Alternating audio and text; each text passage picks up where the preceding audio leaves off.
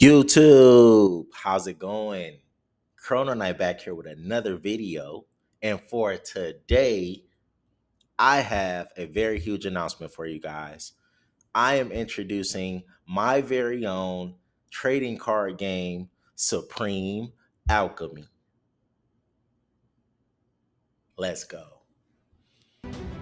So for today's video, I'm going to give you guys an overview of my game, give you a lot of the basics, the rules, and things of that nature, to give you a intro and overview of what the game is all about. I hope you guys are extremely excited. I am very, very, very excited about this. This has been something in the making for a very long time, and I feel like you guys are really going to enjoy my idea. And let's jump right in. So yes, Supreme Alchemy TCG, created by yours truly, Chrono Knight. So first off, you might be asking yourself, well, what is Supreme Alchemy? Well, Supreme Alchemy is a competitive trading card game where the players, that means you, become alchemists. So you guys are magical chemists who use your abilities in order to reach the objective of Supreme Alchemy. So you're going to be fusing together elements, summoning powerful beings, and racing to get 10 alchemy points. We'll talk more about that later. You're going to combine some strategic depth with flashy fantasy. And I believe this game is very easy to learn, but hard to master. I think I made things very simple and easy to pick up, but I think there's so much strategic potential within this type of game. And I think you guys are really going to love it. And there's a lot of opportunities for growth and to add to the complexity. All right, so the world of Supreme Alchemy. So without reading this exactly, I want you to imagine that there is this philosopher's stone. This is this great magical source of energy embedded within this inscription. And at some point, these different mages were going there to obtain the stone. And each of them had their own ideology about what it meant to be in true harmony with one another. As they approached the stone, they started to gain more and more conflict, feeling that their own ideologies were better than the other. And in conflict, they battled for this stone. And ultimately, that led to the destruction and shattering of the stone. At least that's what the rumor is. So we're going to stay tuned to see exactly what that happens. And I'm going to create more lore videos, of course, to talk more and more about like the storyline behind the game itself. But anyway, this rose up the factions of alchemists that represent the different realms, and they battle for dominance, and they're trying to uncover the truth behind what really happened to the Philosopher's Stone. So what caused the stone to be destroyed? I gave one theory, but is that the real truth? Who really knows? Can it be restored? And who will achieve Supreme Alchemy? So what is the objective of the game? The objective of the game is to reach 10 alchemy points through direct attacks, and we're going to talk more about that. So both players are going to start with 0 points and try to get to 10 the fastest. Now, what's so unique about this game is that this is a tug of war style. That means your opponent loses points when you hit them. So if I gain 2 points, my opponent loses 2 points, and vice versa. If they attack me the next turn for 4 points, I then lose 4 points. And so this tug of war style creates a very cool dynamic, in my opinion, where players are able to always have comeback potential. It adds a lot of strategic depth, and then it puts you in a position where you have to balance your offense and your defense. You want to protect your portal, which is where they're trying to get through to attack your realm directly. And of course, like I just mentioned, manage your field wisely. Well, let's talk about what you need to play. So you need a main deck. The main deck is comprised of a minimum of 34 cards, but you can have up to 60 cards as well as a maximum. But a minimum of 34, and you also need an alchemy deck. The current format is that you can have up to 5 alchemy creatures, and we'll talk more about alchemy creatures shortly. You probably want some form of like tokens or tracker or something like that. I can also talk later about how you can play online and what that will look like. That will be probably a separate video as well to go more in depth into that. But basically, you want a clean space here, and then you want somewhere where you could have enough space for your main deck to go here. The recycle zone, we'll talk about that shortly. Your portal zone, this is where the battle is going to be conducted. Your field zone, this is where you're going to summon your creatures. Your alchemy deck holds all your alchemy creatures. And your void zone, we'll talk about that special place as well. And then up here is just like a brief placeholder for your resources. Like I said, you can use whatever, tokens or things work for you. Card type overview. So there are 5 types of cards currently in the game. You have creatures, spells, barriers, environment cards, and alchemy cards.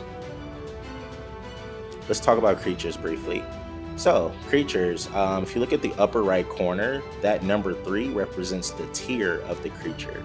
So when a creature attacks the opponent directly, the thing that calculates the amount of points they get is the tier. So for example, if Draconic Scorchwing has a successful direct attack, I would gain 3 alchemy points and my opponent would lose 3 alchemy points. Now, if Draconic Scorchwing has battle with another creature, we look at the bottom right and we focus on the creature stats. And whenever they battle, it's the attacking creature's offense or attack versus the bottom, which is the defensive stat. This section up here is called the recipe. This is the energy cost of the creature. This is how many energy tokens of that element that you need in order to summon the creature. And then as you can notice here, a lot of creatures have different abilities that can be applied dynamically throughout the game. Some happen when they're summoned, some happen when they battle, and some happen when they are destroyed. Spells. So spells have a purple card border. They are one-time use, and then they are sent directly to the recycle zone. And we'll talk about that briefly. And then they do not require a zone to be played. So if I want to activate the spell bookmark, I don't need a specific slot open. I could just play it directly from my hand. Similarly with barriers, I do not need a particular zone. I can play it from my hand. Barriers are indicated with the black card border, and they are one-time use, but then they are sent to the void. And so let's talk about the void versus the recycle zone. So the void is an area where your barriers and your destroyed environment cards and your destroyed alchemy creatures are going to go. And this means that they are, this just signifies that they're one-time use, and that once you use them, they're done and they're gone out of the game. And so they're very, very powerful cards that you really want to maintain and manage and use properly. Whereas in the recycle zone, and we'll talk about these phases shortly, but during your end phase, you have the opportunity to recycle one card and shuffle it back into your deck, and then in your turn. When you shuffle a card, you have the option of a creature or a spell card, which currently are the only 2 types of cards that are able to be placed into your recycle zone. So it's kind of like you're, just to go back to the lore, you're an alchemist who has these different materials, and energy is not created or destroyed, but merely transformed from one form to the next. So I mentioned that your creature is destroyed, but the energy and the materials of that creature is just shifted into another form, which is the card in the recycle zone that can be shuffled and used for a later technique. Similarly with your spells, although you casted your spell, you still have that technique as a masterful alchemist, and you'll be able to use that again if you're able to draw that card again.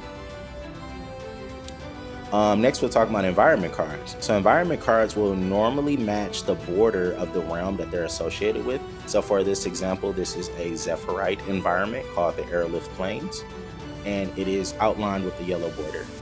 You place this directly into the environment zone, and you can only have one environment active at a time, each player. The effect is continuous. That means on my turn and their turn, this effect applies.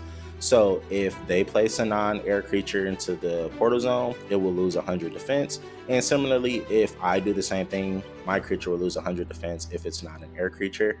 And it's a continuous effect unless the card itself is negated or destroyed. And as I mentioned before, destroyed environments are sent directly to the void.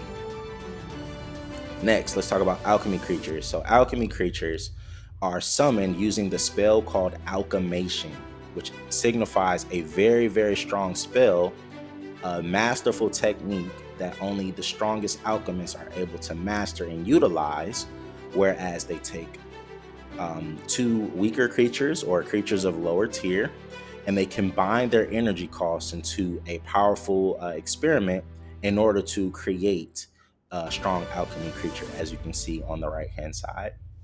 You'll also notice that alchemy creatures are tier 4. These numbers may or may not be increasing. I'll kind of lean towards that, but you'll notice that these guys, if they hit you directly, will do a ton of damage.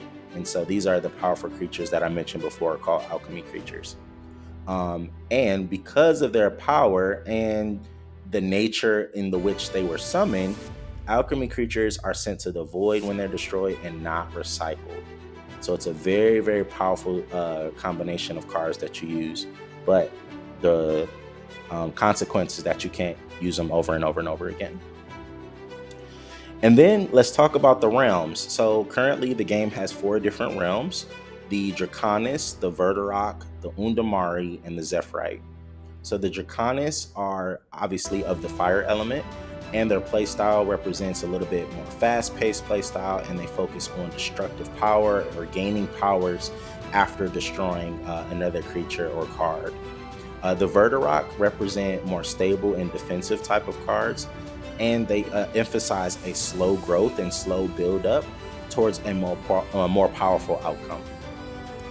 The Undamari are very adaptive and flexible and emphasize a very balanced approach to the game and can have answers to every situation. And then lastly, we have the Zephyrite, who focuses on tricky and disruptive type of styles in order to gain an advantage and make it difficult for their opponent to use their own strategy.